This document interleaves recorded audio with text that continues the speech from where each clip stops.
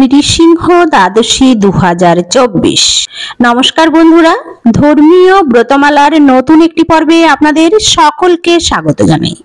আজকের পর্বে থাকবে নৃসিংহ দ্বাদশী কবে, তার সময়সূচি, মাহাত্ম্য কথা এবং এই নৃসিংহ দ্বাদশী করলে কি হবে।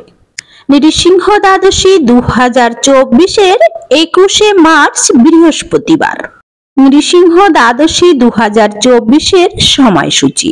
এই দিন সূর্যোদয় হবে 21শে মার্চ 2024 সকাল 6টা 33 এবং সূর্যাস্ত হবে 21শে মার্চ 2024 সন্ধ্যা 6টা 34।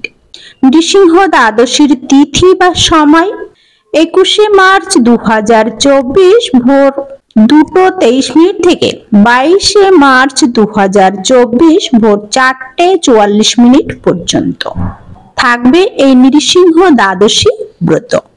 হিরণ্যকশিপু তার সাম্রাজ্য ভগবান বিষ্ণুর উপাসনার জন্য নিষিদ্ধ করেছিলেন এবং আদেশ করেছিলেন যে তার শাসনে কেউ বিষ্ণুর নাম পর্যন্ত উচ্চারণ করবে না। হিরণ্যকশিপু কঠোর তপস্যা করেছিলেন এবং ব্রহ্মার কাছ থেকে একটি বর পেয়েছিলেন যা তার মৃত্যুকে একটি বিরল ঘটনা করে তুলবে। হিরণ্যকশিপু যখন তপস্যায় নিয়োজিত ছিলেন তখন নারদ তার স্ত্রী খায়াধুকে তার আশ্রমে আশ্রয় দিয়েছিলেন, কারণ তিনি একটি সন্তান ধারণ করেছিলেন। প্রতিদিন ঋষি নারদ তাকে ভগবান বিষ্ণুর ঐশ্বরিক কাহিনী এবং মহিমা বর্ণনা করতেন, যা তার গর্ভের শিশুটি গভীর মনোযোগের সাথে শুনত।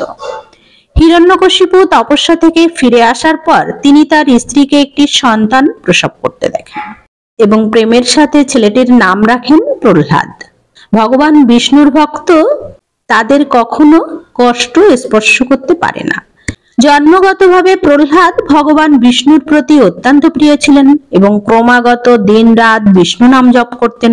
এই আচরণে ক্ষুব্ধ হয়ে হিরণ্যকশিপু তাকে এটি বন্ধ করার আদেশ দেন এবং ছেলেটি শুনবে না। প্রহ্লাদের প্রতি বিষ্ণুর প্রেমের আধিপত্যের ক্রোধে হিরণ্যকশিপু প্রহ্লাদের মৃত্যুর আদেশ দেন। ভগবান বিষ্ণু শিশুটিকে মৃত্যুদণ্ডের মারাত্মক রূপ থেকে রক্ষা করেছিলেন। ধৈর্য হারিয়ে হিরণ্যকশিপু প্রহ্লাদকে জিজ্ঞাসা করলেন, ভগবান বিষ্ণুর আদৌ অস্তিত্ব আছে কিনা। প্রহ্লাদ বলেছিলেন তিনি সৃষ্টির সারমর্ম, তাই ভগবান বিষ্ণু মহাবিশ্বের প্রতিটি পরমাণুতে সত্যি বিরাজমান।